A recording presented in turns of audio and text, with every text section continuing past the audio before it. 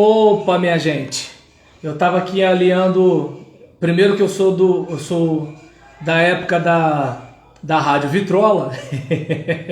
Então eu estava aqui ajeitando o celular para fazer a live no Instagram, enquanto eu tô aqui no Meet com vocês, certo?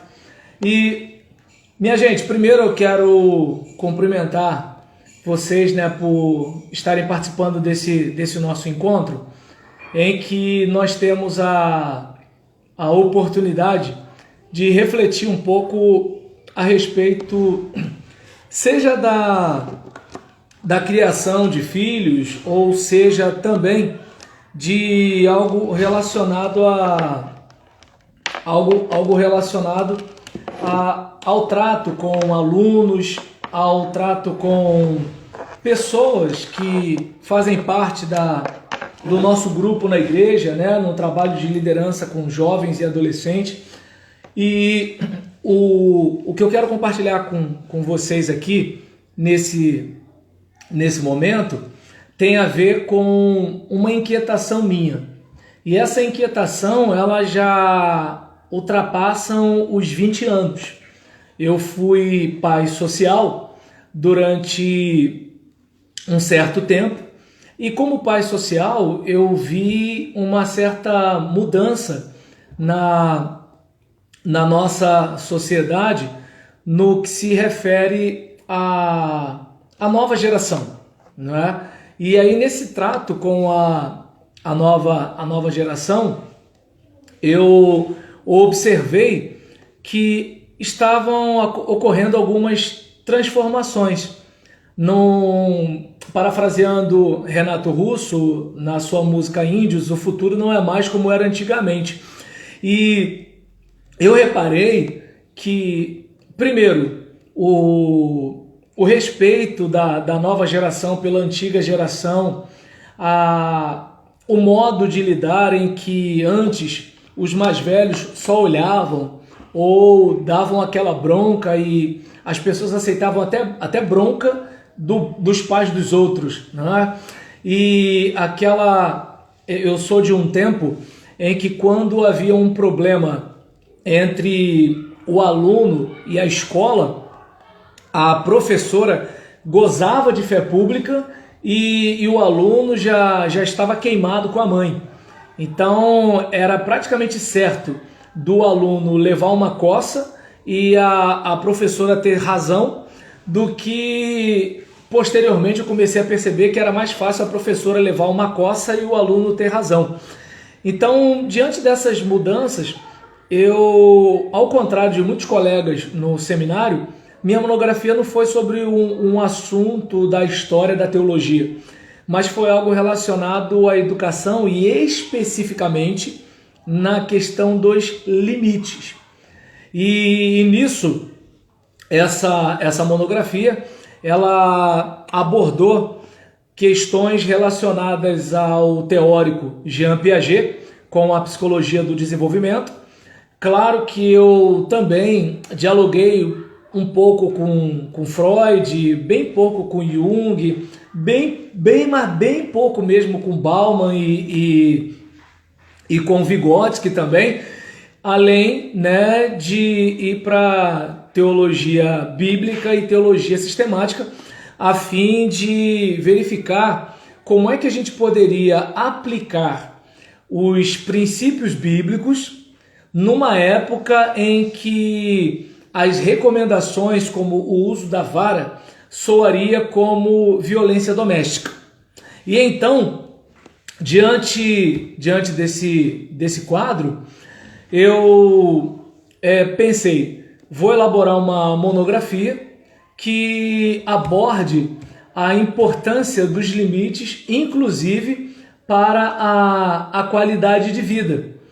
Porque, embora nós vivamos numa época em que o ser humano ele é praticamente cultuado e o prazer ele está no centro de todos os interesses, eu pensei, não, mas espera aí, o próprio Renato Russo, na sua música há tempos, chega a dizer que disciplina é liberdade.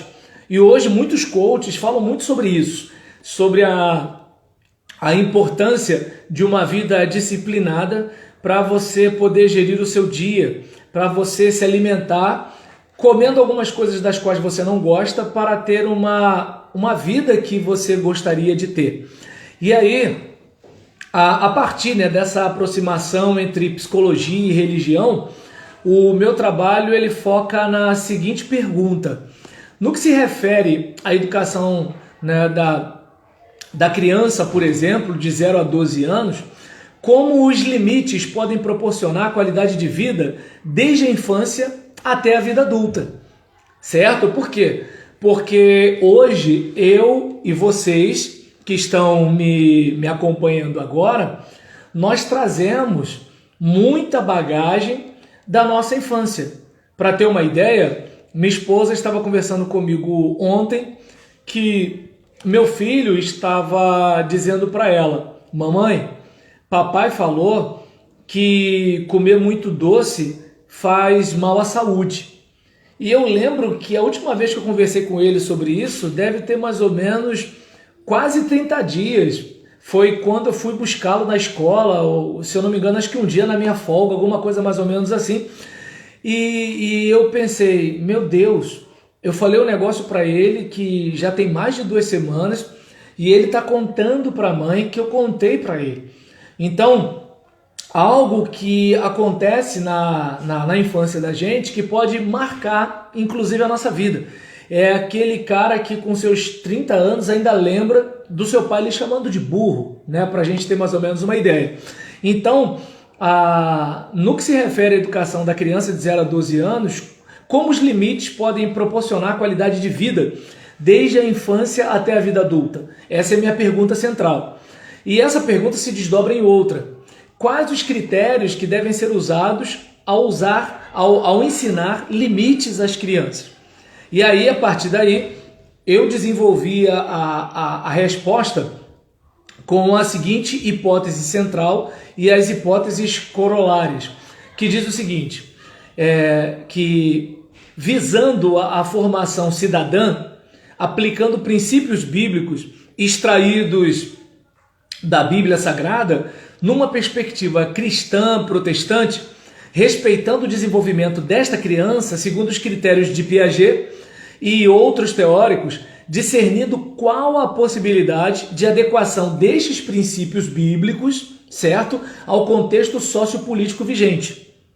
Então, diante desse quadro, a gente pega o desenvolvimento mental da criança, porque a criança que está com 5 anos, ela não está no mesmo nível de desenvolvimento da criança de 10, que não está no mesmo nível de desenvolvimento da criança de 2, que não está no mesmo nível de desenvolvimento da criança de 12, certo? Então, nesse caso, a gente respeita o desenvolvimento da criança, segundo os critérios de Piaget, né? Ele é o teórico a quem eu recorro, e é principal, obviamente, e discernindo qual a possibilidade de adequação, né, destes princípios bíblicos, né, que eu recorro, por exemplo, Provérbios, falando sobre o uso da vara, certo? E também Efésios, falando sobre criar os filhos na disciplina e na admoestação do Senhor, além de Hebreus, quando fala que a disciplina no início ela não produz alegria, ela não é motivo de alegria, mas de tristeza, certo? E depois disso que ela produz fruto. Claro que ali a disciplina está relacionada ao nosso trato com Deus, mas o autor aos Hebreus, ele usa como analogia o relacionamento dos pais para com os filhos, que educavam segundo bem lhes parecia, certo? E nesse caso, o que ocorre? A gente, além de pegar o desenvolvimento da criança, a gente recorre aos princípios bíblicos e busca discernir como a gente aplica, a gente adequa esses princípios bíblicos ao contexto sociopolítico vigente. Contexto esse em que, se você pegar uma vara do pé de goiaba, igual a minha mãe fazia hoje, está arriscado o seu vizinho filmar você. Está arriscado o seu vídeo viralizar na internet. Está arriscado a sua vida virar de cabeça para baixo. E eu não estou entrando no mérito aqui se é certo ou se é errado o castigo físico. Eu só estou dizendo que, fazendo uma ponte entre o mundo da Bíblia e o nosso mundo, nós não podemos desconsiderar esta realidade. Só para a gente ter uma ideia. Esse é o papo. Entende? E então, a gente não tem como desenvolver toda a monografia aqui nesse nosso encontro, certo? Eu vou apenas comentar um pouco com vocês a respeito daquilo que eu absorvi, né, para a gente refletir sobre como a gente lida com isso no nosso dia a dia. E então eu fiz o seguinte resumo, né? Em relação aos critérios, os limites devem ser apresentados às crianças considerando o desenvolvimento humano, verificando em que fase deste desenvolvimento a criança se encontra. Então, se é o seu filho, se é o seu aluno, se é o seu sobrinho, se é o filho da sua patroa, caso você seja babá, se de repente é aquela criança do culto infantil, ou se é aquela criança da classe de EBD, ou se é aquelas meninas ou aqueles meninos da sua turma de reforço escolar. Então, qual é a fase, né, a etapa deste desenvolvimento que a criança se encontra? E nisso, a fim de aplicar limites à criança, devem ser seguidas orientações baseadas nos princípios bíblicos. E aí a gente tem os textos em que a gente vai conversando a respeito desses textos, trazendo para o nosso contexto. Porque se a gente não pegar os princípios bíblicos e trouxer para o nosso tempo, a gente vai apenas trazer a cultura dos tempos bíblicos para cá. E aí nisso ocorre aquilo que a gente poderia chamar de anacronismo. A gente está totalmente fora, né, de contexto, porque naquele tempo, aquela era a mentalidade, aquela era a cultura daquela sociedade. E hoje, gostando ou não, a gente vive uma outra cultura. Eu não vou pegar o caminho de achar, né, se hoje a gente usar a vara é violência doméstica, mas a minha mãe sempre usou a vara e eu não morri, e eu vou usar a vara também. É uma decisão particular sua. Entretanto, é bom lembrar que o momento cultural que você atravessa como pai, professor, mãe, babá, não é o mesmo momento cultural de quando sua mãe criou você, certo? Então, por exemplo, a minha mãe, se eu estivesse na rua sem ter lavado o banheiro, sem ter varrido o quintal, ela vinha de casa com as mãos para trás, segurando um cinto. E ela vinha bem caladinha e eu estava lá correndo, brincando, jogando bola. E se eu não visse, eu só ia sentir as minhas costas ardendo com um cinto. E todo mundo acharia a coisa mais natural do mundo. Hoje, uma senhora fazendo isso na rua, já dependendo da localidade, não seria a coisa mais natural do mundo. E eu não vou entrar no mérito se a mãe está certa ou se a mãe está errada. Eu só estou dizendo que a cultura é outra. Eu, por exemplo, vi no Facebook um vídeo, né, em que uma escola estava fazendo uma atividade cantando um funk desses aí, né, que objetifica a mulher. E aí nisso as adolescentes estavam dançando, requebrando aquele negócio todinho, e apareceu a mãe da garota com um cabo de vassoura e ela foi para sentar o cabo de vassoura na mãe. na filha. No meu tempo, a mãe fazer isso estava tranquilo. Mas hoje essa mãe foi e um monte de gente veio para cima, aconteceu uma série de situações, certo? E diante desse quadro, né, como a gente lida com isso de modo ao nosso filho ou o nosso tutelado ou a pessoa de quem a gente toma conta, para essa pessoa não ver a gente como um monstro, já que o discurso vai apontar isso. Eu, por exemplo, tenho saudades da minha mãe, eu rio quando eu lembro das costas que eu levava, porque eu não me via como vítima naquele contexto. Mas né, por exemplo, uma pessoa que de repente foi muito ferida, magoada e coisas do tipo, ela de repente pode ter recordações de modo diferente do meu em relação a isso, certo? E aí, em contrapartida, ela talvez não aplique disciplina nenhuma para ela não se sentir uma opressora.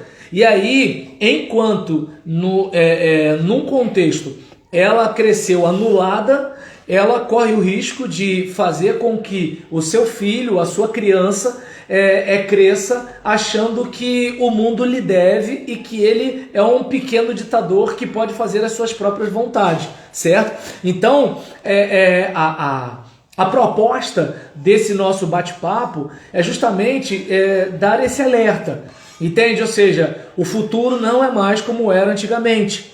Então, a Unicef, a ONU, está de olho no Brasil. O Brasil, ele participa, juntamente com outros países ocidentais, né, de uma determinada agenda. E isso chegou a Baixada Fluminense do estado do Rio de Janeiro. Entende? Você não está livre, leve, solto, igual sua mãe, na hora de dar uma coça no seu filho. Só para ter uma ideia. Então, por isso que eu pego esses 3 pontos, certo? O aspecto, o desenvolvimento mental da criança, porque, vamos lá, de que vai adiantar você pegar um cabo de vassoura, sentar na cabeça de uma criança de 2 anos que pegou um copo e tacou na parede? Entende? Até que ponto ela vai entender que aquele cabo de vassoura na cabeça dela está relacionado ao fato dela ter jogado o copo? E como ela vai discernir quando ela joga o copo ou deixa cair o copo, se a mãe senta o cabo de vassoura quando ela deixa cair ou quando ela taca? Seja fazendo uma pirraça, seja um descuido. Então, às vezes, o adulto está tratando a criança como se a criança já fosse um adulto e pensasse como esse adulto pensa. Só que a criança não é um adulto em miniatura. Então, e detalhe, de acordo com o desenvolvimento mental da pessoa no contexto de Piaget, a partir dos seus 11, né, seus 11, 13 anos, né, seus 12, 13 anos de idade, aquela pessoa ela já está num nível cerebral parecido com um adulto, com uma diferença: ela não tem as camadas de experiência que o adulto tem. Ou seja, ela tem como, por exemplo, vamos pensar numa rede social que você acabou de entrar. Ela tem o mesmo potencial da minha rede social. Só que numa caminhada de 10 anos, a inteligência artificial da minha rede social está moldada para o meu comportamento. A sua começou agora. Então, eu fiz essa analogia só para você ter mais ou menos uma ideia, certo? E aí, a proposta é que, assim, diante desse drama todo, vamos considerar o desenvolvimento da criança, em que fase do desenvolvimento ela está, aplicar os limites com orientações baseadas nos princípios bíblicos. Então, é aquele caso, não é porque, digamos, o texto diz faz assim, assim, assim, que isso significa a mesma coisa nos dias de hoje. Entende? Você vai ver, por exemplo, textos veterotestamentários apresentando que você vai louvar a Deus, exaltar a Deus, tendo uma determinada prática que hoje a gente não tem. devido aos próprios valores cristãos, certo? Então, só para a gente ter mais ou menos uma ideia, nem tudo que é bíblico é cristão.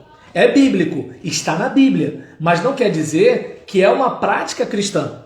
E uma outra situação, o que ocorreu há 2.000 anos atrás, 3.000 anos atrás, no que se refere à cultura de uma época, não quer dizer necessariamente que aquilo tem que ser transplantado para cá. O que a gente precisa pegar são os princípios e os valores que estão naquele tempo e trazer para cá, certo? Mas é uma questão de interpretação bíblica que, embora eu tenha um curso sobre isso, mas a gente aqui vai partir do princípio de que eu interpreto para te ajudar, certo? Só para ter mais ou menos uma ideia.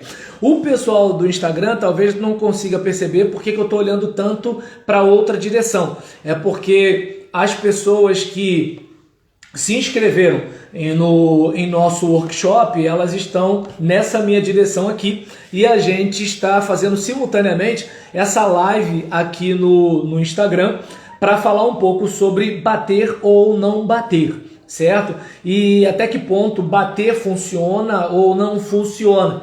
E nesse caso, a gente, além disso, tem que verificar se determinado método disciplinar é aplicável, certo? E verificar qual é a possibilidade de adequação dos princípios bíblicos ao contexto sociopolítico vigente. Sem, obviamente, desvalorizar os princípios bíblicos, só para a gente ter uma ideia. Então, é aquele caso, eu, vou deixar a situação do meu filho bastante desconfortável, para ele perceber que aquilo não deve ser repetido. Agora, será que eu preciso, para isso, fazer a mesma coisa que a minha mãe fazia? Tá dando para entender? E mesmo que eu faça, eu estou na mesma época e eu vou passar pelos mesmos desdobramentos que a minha mãe passou. E entende? Então é importante a gente refletir tudo isso, considerando a época em que nós estamos vivendo. E aí, eu por exemplo, observo aqui o seguinte, para a gente conseguir se acertar em algumas situações. Quanto à questão do desenvolvimento mental da criança, eu gostaria de um modo um tanto sucinto, falar sobre as fases, as etapas do desenvolvimento, certo? Só para ter uma ideia, você vai ver em Efésios falando para os pais não viver repreendendo nem irritando os seus filhos, mas, para eles educarem os filhos com disciplina, certo? E naquele contexto, um pai romano ele tinha um poder extraordinário sobre o filho, né? Eu nem vou ao tempo dos provérbios, entende? Eu estou no tempo posterior a Cristo, só para ter uma ideia. Então, o pai romano, ele podia, vender o seu filho, só para ter uma ideia do poder que o pai tinha. Enquanto um dono de escravo podia vender o escravo apenas uma vez, o pai romano ele podia vender o seu filho e se o filho obtivesse a liberdade, ele podia vendê-lo de novo. Então, num contexto como esse, é que Paulo está falando, para que os pais não provoquem seus filhos a ira. Então, esse é o contexto. E aí, para a gente ter uma ideia, uma outra coisa, depois nós vamos aqui verificar no grupo que está inscrito no nosso workshop, sobre a gente compartilhar uma parte do nosso material aqui, para a gente pelo menos ter uma noção daquilo que não dá para eu compartilhar nesse tempo. E aí, só para você ter uma ideia, nos tempos de Paulo, o valor dos filhos se assemelhava ao dos escravos e dos objetos. Só para você ter uma ideia. Então não é uma época como hoje, entende?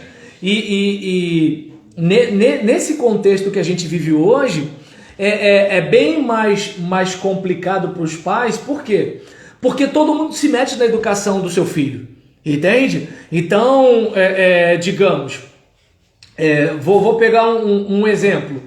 Suponhamos, se um garoto de 11 anos ele está envolvido com crime, dificilmente você vai ver alguém indo lá para recolhê-lo e levá-lo para algum lugar. Mas agora, se esse garoto está junto com seu pai na feira, esse pai corre risco, entende? Se de repente essa mãe não tem com quem deixar o filho e vai com ele para a faxina, a coisa pode ficar complicada. Então, enquanto no passado o pai tinha total domínio, total poder, total controle para fazer o que quisesse e o que bem entendesse com o filho, hoje, né, o pai e a mãe, com as melhores das intenções, ainda assim, né, correm riscos no aspecto inclusive jurídico, sem falar na questão de reputação entre vizinhos, nos linchamentos da internet e coisas do tipo.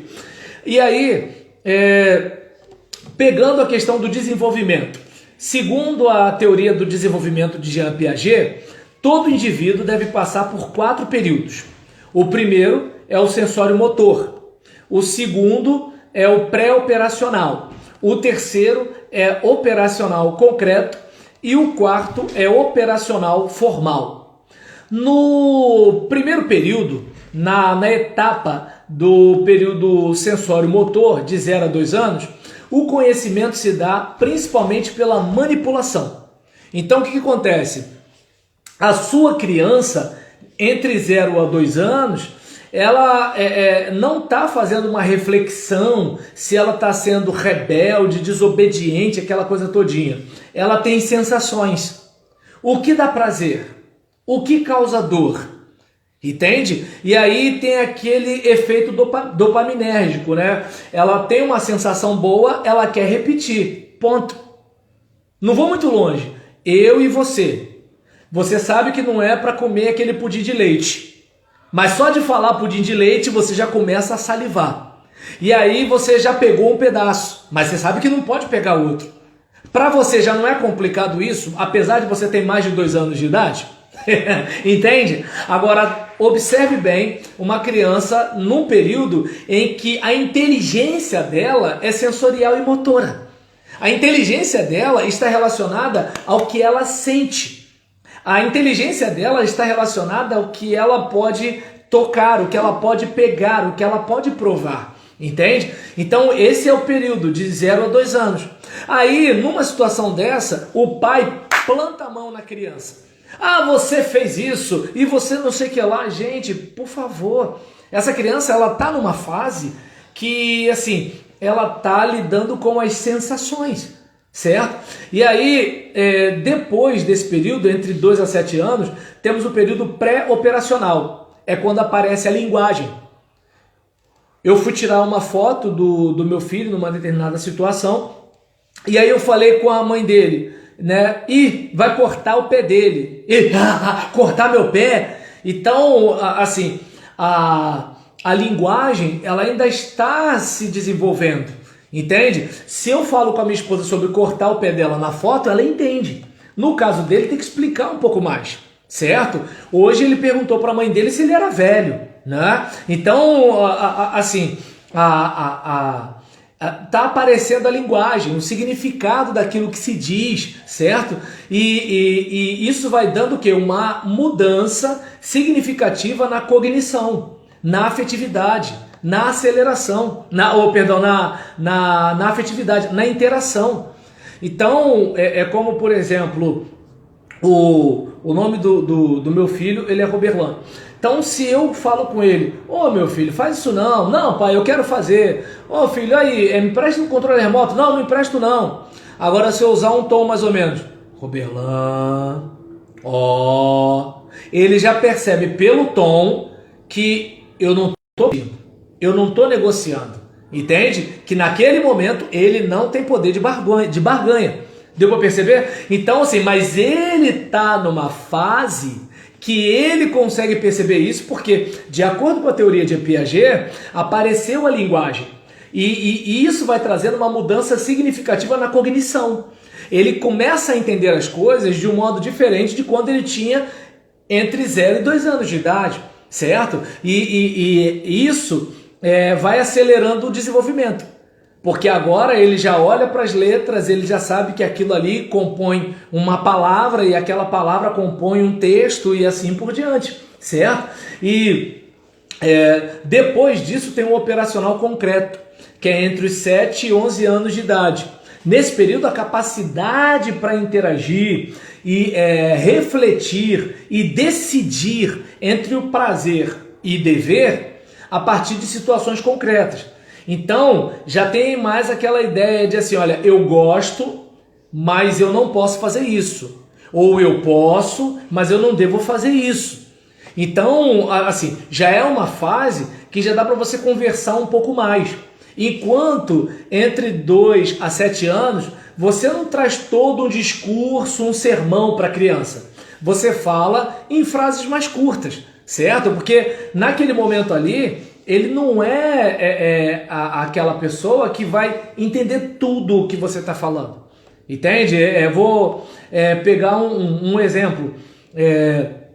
Minha esposa falou um negócio, ele reagiu rispidamente, e aí nisso a gente estava batendo um papo sobre aquela questão do termo responder.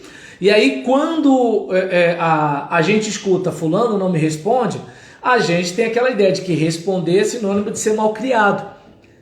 Isso vai se desenvolver na cabeça dele. Mas agora, quando a gente começa esse processo, responder o quê? É dar uma resposta. Então, eu não sei se dá para perceber que assim, vai precisar chegar a um ponto de esclarecimento para que a gente possa chegar lá naquele nível, entende? E aí agora, o cara do operacional concreto já está numa capacidade maior. E aí a quarta etapa é o período operacional formal, entre 11 e 15 anos. Que aí nesse período já existem as abstrações, generalizações. Então já é aquele período de que é o seguinte, olha, se você fizer isso aqui, vai acontecer aquilo lá. E ele começa a imaginar, a pensar, a planejar, abstrair, né? E assim por diante. E isso ele faz o quê? Uma generalização, uma transação lógica. Ele transporta, né, o mundo real para o mundo do pensamento. Então ele já começa a lidar melhor com as representações. E a partir daí, aí ele já está perto, né, daquilo que nós somos. Sendo que ele não tem as mesmas camadas de experiência que nós temos. Entende? Então é aquele caso. Uma garota de 15 anos, um garoto de 15 anos, não é nenhuma criança. Mas também não é um adulto. Entende? Por quê? Porque ele é muito mais impulsivo do que nós somos, certo? E é muito mais inconsequente do que nós somos. Devido ao fato de ele consegue operar o nosso modo de pensar, mas não com as mesmas camadas de experiência que nós temos. Deu para entender? Então, aí onde está a questão. A gente vai observar esses episódios aqui, né, conforme nós tratamos, em que a gente, por exemplo, quero pedir desculpa agora que eu leio aqui o texto, né, Lene Moretti dizendo que vai para o Instagram, né, e Luiz Paiva falando tema excelente, pastor, muito importante hoje em dia, parabéns. Então, a respeito disso, a gente observa essas etapas, certo? Em que você verifica que o indivíduo ele pode estar numa inteligência sensório-motora, ou pré-operacional, ou operacional concreta, ou operacional formal. E aí nisso você vai ver quem é o menino da escola bíblica onde você está lecionando, quem é o seu aluno, ou quem é o filho da sua patroa que você está tomando conta, ou quem é o seu sobrinho, o seu filho e assim por diante. Dependendo disso, você pode estar tendo uma medida muito bem intencionada que não vai trazer muito resultado, certo? Claro que a minha geração foi criada com uma solução só para todos os problemas. Não come, chinelada. Respondeu, chinelada. responder os mais velhos, chinelada. Se meteu na conversa dos outros, chinelada. Não tomou banho, chinelada. Não escovou os dentes, chinelada. Faltou aula, chinelada. Ficou conversando, a professora reclamou, chinelada. Tudo é chinelada, entende? Não tem negócio de terapia ocupacional, fonoaudiólogo, não tem esse negócio, né, de vamos fazer... Não, tudo era chinelada. Havia apenas uma terapia. E aí, nesse caso... muitos de nós cresceu da seguinte forma, né? Como é que eu posso dizer? Mais com medo, mais com receio, mais anulado do que necessariamente educado. Então, por quê? Uma mãe, né, que briga com o filho, que deixou um prato cair, da mesma forma que briga com o filho que jogou um prato no chão, esse menino praticamente... Ele não tem ideia, ele só pensa o seguinte: eu sou um erro da natureza, porque qualquer coisa que eu faça vai dar problema, né? Luiz Paiva colocou aqui no Instagram: meu pai me dava beliscão, né? A minha mãe torcia assim, aí eu ia subindo assim para ver se a torcida diminuía. Entende? E eu não tenho crise com isso, porque eu sei que ela foi a melhor mãe que ela pode ser, entende? E eu tô tendo a chance, né, de aprender com a educação que eu recebi, né, e aprender também com esse embasamento teórico. Para quê? Para a gente não sair do 8 para o 80. Porque a gente está vivendo numa época também em que temos pequenos reizinhos, né? São pequenos ditadores, a vida, tudo é controlado por eles, certo? E aí é complicado por quê? Porque o mundo não vai ser igual à sua mãe, o mundo não vai ser igual ao seu pai. O mundo vai ser diferente. Vê se a garota de 13 anos que paga sugestão para a mãe, se ela paga sugestão para a coleguinha na escola. Só para a gente ter uma ideia. Então, enxugando a nossa fala aqui a respeito, né, do nosso bate-papo, a proposta aqui é como a gente pode desenvolver uma caminhada, né, com qualidade de vida, que começa na infância até a vida adulta. Então, a proposta que a gente tem é a proposta que a gente tem é que, ao apresentar limites à criança, devem ser usados critérios que considerem o desenvolvimento humano, verificando em qual fase deste desenvolvimento a criança se encontra, a fim, né, de aplicar limites à criança, né, de modo que... Deixa eu só tentar ver se eu consigo corrigir uma situação de bateria no celular, né? Estava carregado, mas o celular é velho, então ele já está reconectando, perfeito. Então, a gente observa, né, que assim, respeitar o desenvolvimento humano, né, aplicar limites que devem, como é que eu posso dizer, em que a gente deve seguir as orientações, né, as orientações bíblicas, certo? E para saber se determinado método é disciplinar e aplicável, verificar se há qual a possibilidade de adequação dos princípios bíblicos ao contexto sociopolítico vigente. Então, a gente aqui, por exemplo, né, tá sempre voltando para esse miolo, que é a proposta, né, do nosso encontro. E a gente, por exemplo, vai reparar que, em relação aos textos bíblicos, né, as orientações, né, bíblicas acerca dos limites do Antigo e Novo Testamento, pelo valor quanto à aplicação de limites às crianças, considerando obviamente o tempo presente e o tempo em que o texto for escrito. Isso a gente tem que ter esse cuidado, certo?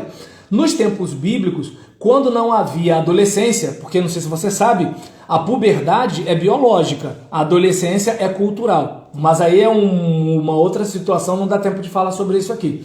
Então, nos tempos bíblicos, quando não havia adolescência e a criança era responsabilizada e punida quase como um adulto, era comum a varada, era comum o açoite, o que não vigora nos tempos atuais, fazendo os pais modernos né, utilizarem outros mecanismos de desconforto em lugar da vara e do açoite. Então, é importante o quê? Mecanismos de desconforto, sim. Entende? Isso sim, com certeza.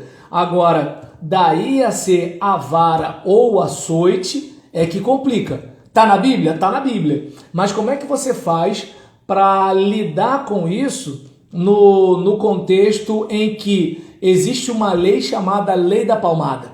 Entende? Numa situação em que uma chinelada pode ser tratada como um ato de covardia. Então você tem que pensar nisso tudo numa época como a nossa, certo? E aí, a gente, por exemplo, vai reparar, né, que para dar qualidade de vida para o indivíduo, já que você como adulto é como se fosse um cérebro externo para a pessoa, que tal fazer o seguinte, o desconforto da vara por um outro meio, que não a vara, certo?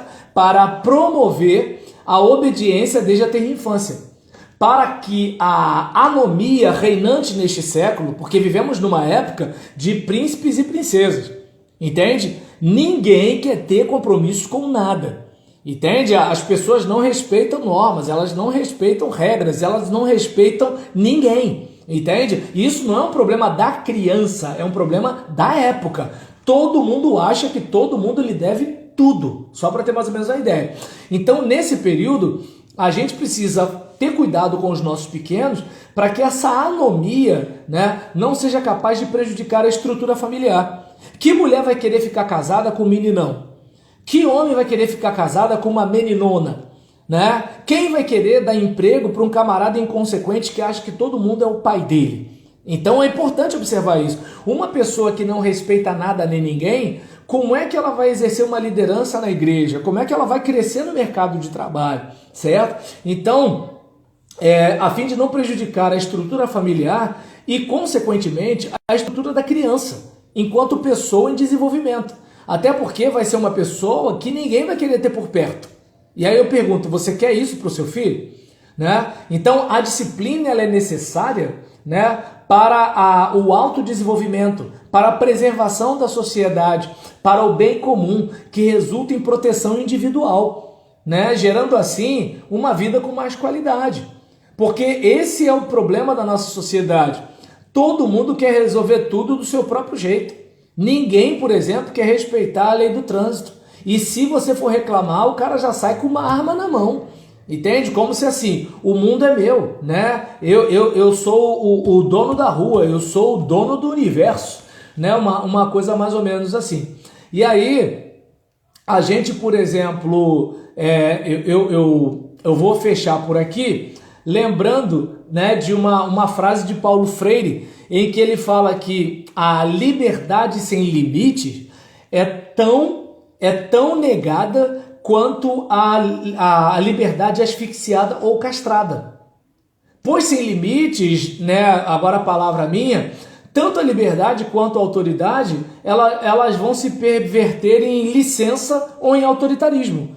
Porque, observa bem, se não tiver limite e você for livre para fazer o que você quiser, você é um libertino, você está na licenciosidade, você faz o que você bem entender. E que se dane se você vai prejudicar a sua casa, a sua esposa, o seu marido, o seu filho, o seu pai, sua mãe e assim por diante. Mas também, né, assim, se você não tiver limites, inclusive na hora de conduzir os seus filhos, porque você cresceu como um pequeno ditador, e a diferença entre o rebelde e o ditador é a posição, né? Então você como filho não ouvia ninguém, não obedecia ninguém. Agora como pai, você também vai partir para cima. E aí, ou você vai ser um libertino ou um autoritário. E isso é ruim para qualquer convivência social. Então, a necessidade de limite, ela se expõe justamente pela ética no confronto das liberdades. E esse é o problema do nosso tempo, né? Então, a gente vai fechar por aqui, lembrando, né, das influências midiáticas, né, que assim, o certo seria a gente viver numa época em que a mídia ela contribuísse né, para uma formação decente das pessoas. E não é bem isso, né, que acontece. A gente vive numa época em que assim, tudo contribui para o nosso retrocesso. Você vai ouvir músicas que são para dança de acasalamento. E as danças são movimentos pélvicos, mais nada. Você vai assistir filme que te incita ao sexo ou à violência. Você, por exemplo, passa numa praça de alimentação, você tem gordura trans, você tem, por exemplo, alimentos, né, com, como é que eu posso dizer, açúcar refinado, sal refinado, muita fritura, muito doce, e daqui a pouco você está com diabetes tipo 2. E é isso que vende, entende? Por quê? Porque o mercado sabe que se você for comer coisa viciante, você vai comprar várias vezes. E o seu fígado vai para as cucuias. A sua resistência à insulina vai embora. Então você percebe que o que há no mundo contribui para quê? Para a nossa vida decrescer. Uma vida sem imaginação, sem leitura. Filmes e músicas que nos tornam mais parecidos com as bestas, né? Com os animais, né? E no caso, uma alimentação que vai prejudicar a gente, deixar a gente dependente de remédio.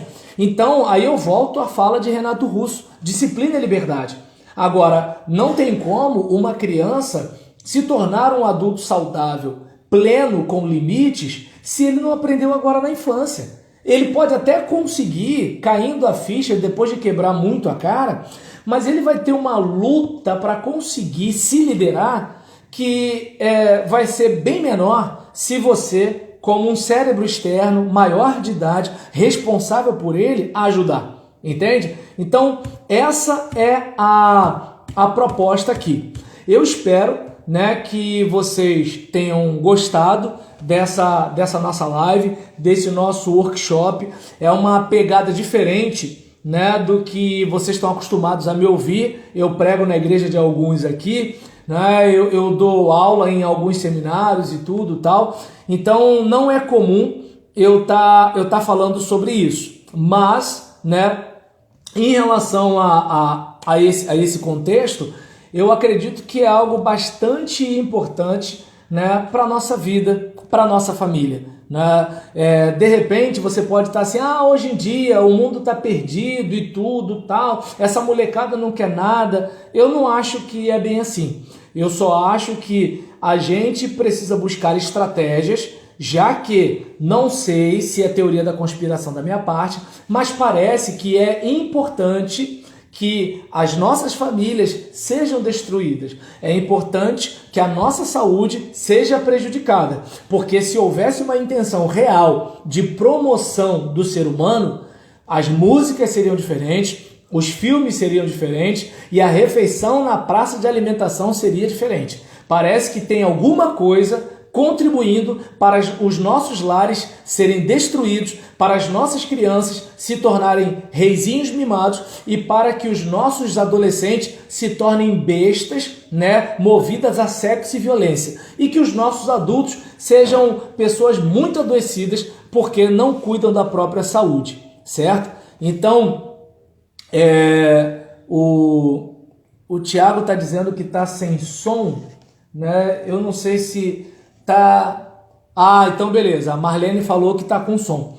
Gente, olha só, eu vou terminar aqui agora, né? E é o seguinte, eu tenho uma proposta para fazer para vocês. E diante de tudo isso que a gente conversou, caso vocês conheçam um pai, uma mãe, um professor ou um tio ou alguém, né, que queira tirar mais proveito desse material que eu produzi, não é uma coisa que veio da minha cabeça, entende? Aqui tem uma série de livros, se você quiser depois eu mando a bibliografia das obras que eu consultei, da psicologia, né, do entretenimento, uma série, né, de materiais, né, para produzir esse conteúdo aqui para vocês e que não dá para a gente resolver aqui em pouco tempo, né, porque eu só tenho 5 minutos agora aqui, o Meet já vai acabar. E aí nisso, qual é a proposta? você pode fazer um investimento nesse caso aqui para a gente ter 13 aulas, certo? 13 aulas, e aí em cada aula eu vou estar dividindo esses pontos do desenvolvimento mental, segundo Piaget e outros teóricos.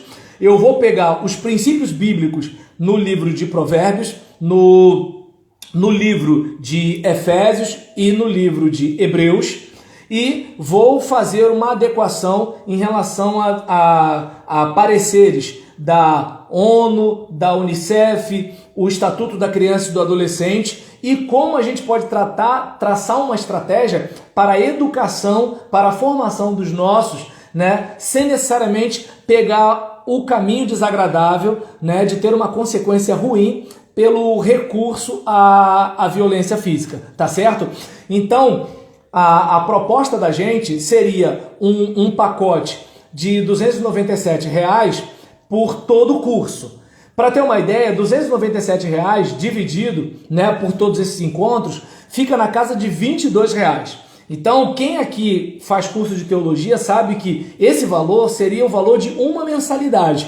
E aqui é um valor para 13 encontros, certo? Mas a gente sabe que isso não é um valor acessível para todo mundo. E aí a gente está tendo uma redução bastante significativa para botar esse valor para R$ 47, certo? Ou seja, você com R$ 47 de uma vez só, você tem 13 encontros comigo, né? Uma mentoria continuada, e além disso daí, você vai ganhar um e-book com um resumo disso que eu falei aqui, né? É claro, o texto é mais denso do que o que eu falei, né? Mas resumindo, toda essa informação, né, que eu demorei 4 anos para preparar, só para ter mais ou menos uma ideia, né? Então, nesse caso aqui, a gente observa que você, R$ 47 uma vez só, vai ganhar um e-book, certo? E os 5 primeiros inscritos vão ganhar 1 hora de mentoria comigo. E essa mentoria, não sei se dá para entender, aqui não tem nenhum guru, né, para fazer uma mágica com o seu filho. Essa mentoria está relacionada à minha pesquisa em Piaget sobre a importância dos limites e a interpretação bíblica baseado em teólogos bíblicos, né, para a gente trabalhar textos que tratam inclusive da vara, né? E também a gente bater um papo sobre esse período, essa situação social vigente que nós estamos vivendo. Eu não sei se dá para você perceber que assim, há uma questão geopolítica aí.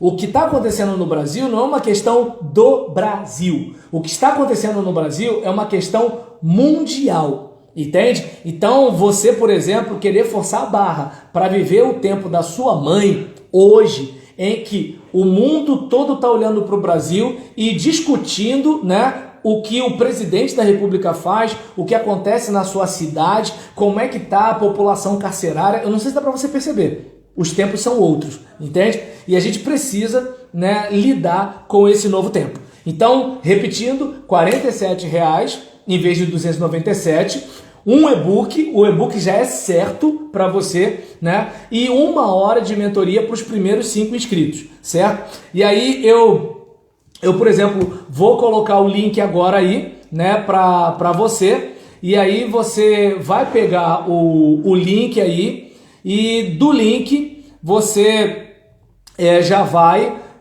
poder fazer a sua inscrição, certo? Então você, por exemplo, clicou aí, entrou nesse grupo, eu parto do princípio de que assim, você é um dos tais, certo? Você é um dos tais e a gente vai fazer esse trabalho.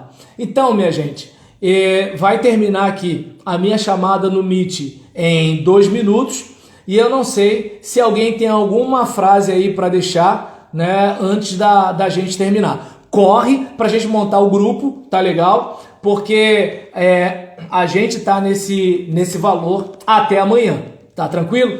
Então, Tem alguém, antes da gente fechar essa nossa live, querendo falar alguma coisa a respeito disso que nós conversamos aqui? Porque eu só vi aqui no Meet, no Instagram, só cumprimentos e tudo tal. Alguém quer falar alguma coisa antes da gente ir embora?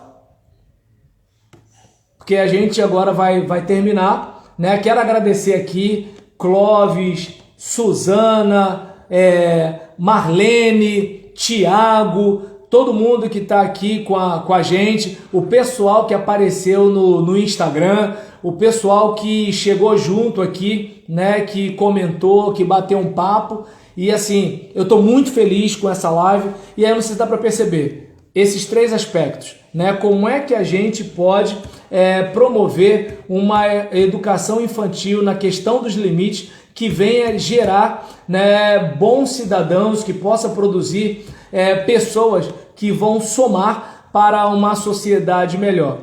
Então, a gente resume dizendo que a educação da criança, visando a formação cidadã, aplicando princípios bíblicos extraídos da Bíblia Sagrada, numa perspectiva cristã protestante, respeitando o desenvolvimento desta criança, segundo os critérios de Jean Piaget e outros teóricos, discernindo qual a possibilidade de adequação destes princípios bíblicos ao contexto sociopolítico vigente, reconhecendo, obviamente, as múltiplas influências da religiosidade matricial brasileira e considerando as possibilidades conferidas ao ensino religioso na educação básica. Tá certo? Então, para pais e mestres, para tios e tias e para todas as pessoas que querem ajudar os pequenos a viver uma vida com mais qualidade.